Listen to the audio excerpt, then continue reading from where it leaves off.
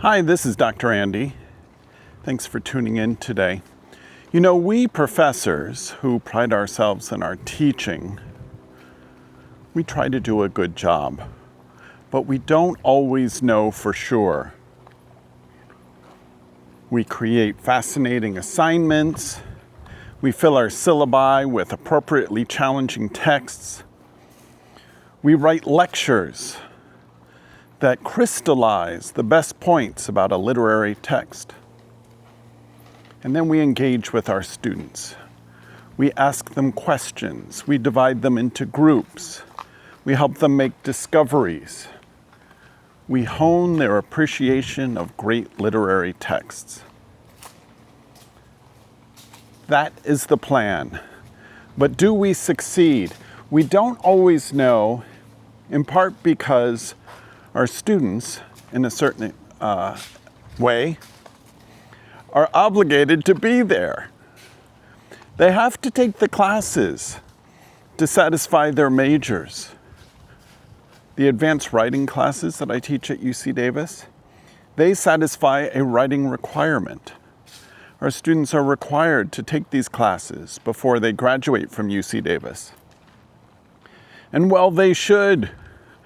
We have a responsibility to send our students out into the world, ready to think critically, to communicate effectively, to present themselves to audiences in a way that best reflects their abilities, their skills, their resources, their experiences, the classes that they've taken, and the skills that we faculty have taught them in those classes. So students are obligated to step into our classroom, but are they obligated to take a class with us more than once?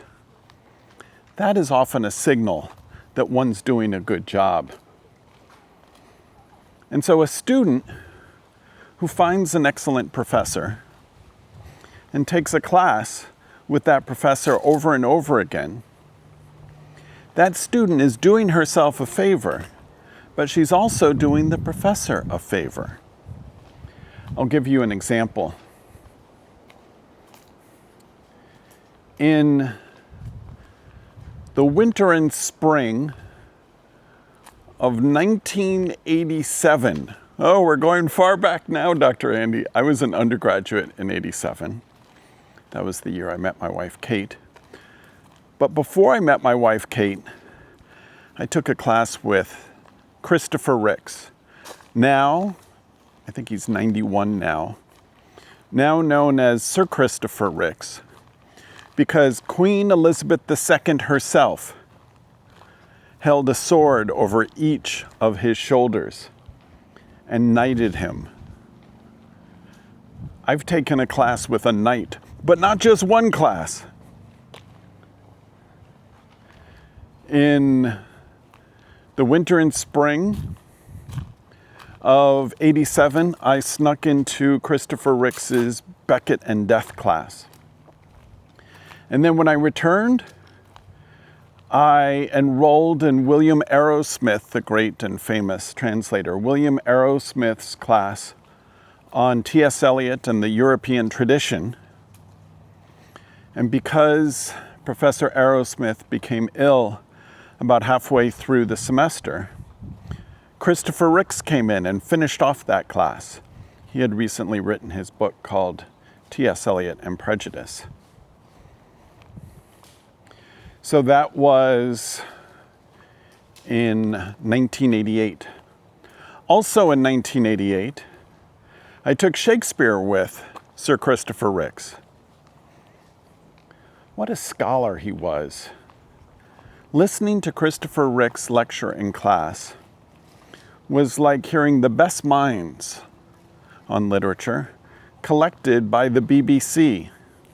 Did I mention he was British? Cambridge educated. And then in my final semester at Boston University, I took Christopher Ricks's graduate course, a graduate course, mind you, on Tennyson. So what is that? That's 4 classes with Sir Christopher Ricks.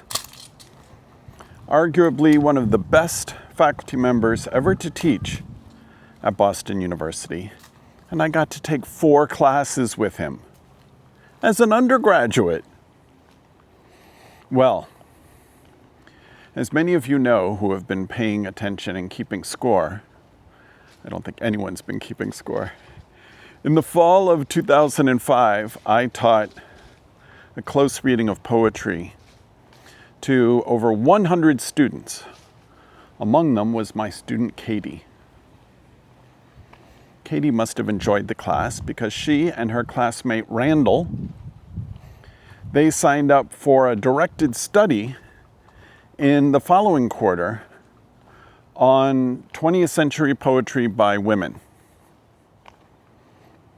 So that was in the winter of 2006. In the summer of 2006, Katie took English 30B with me. That was a survey class, American literature from the Civil War to the Gulf War. Oh, how I enjoyed that class. I think we've talked about that class before. Hello. Hi.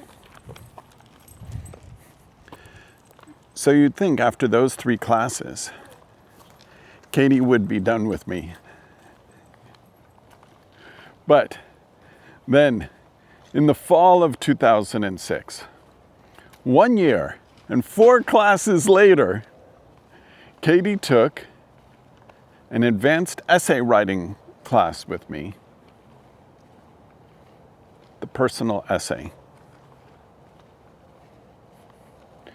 You can imagine how comfortable I felt calling on Katie, who I had seen just about every quarter since the year before. So, how do I do as a professor of English, as a professor of writing? I will say immediately, not half as well as Sir Christopher Ricks did. But all of us in our teaching careers, and all of us in any lifetime that's lucky enough to have a teaching career to last 37 years, if we have that one student who takes class after class after class after class with us, always coming back for more. And at one point, now that I think of it, joining her classmate Randall to babysit our infant Truman one time so that Kate and I could go to the auction in support of my daughter's elementary school. When one student has invested so much in a professor, then obviously that professor, in this case me, has invested so much in that student. We are grateful for such students, the hard workers, the original thinkers, the strivers. But our gratitude is symbiotic.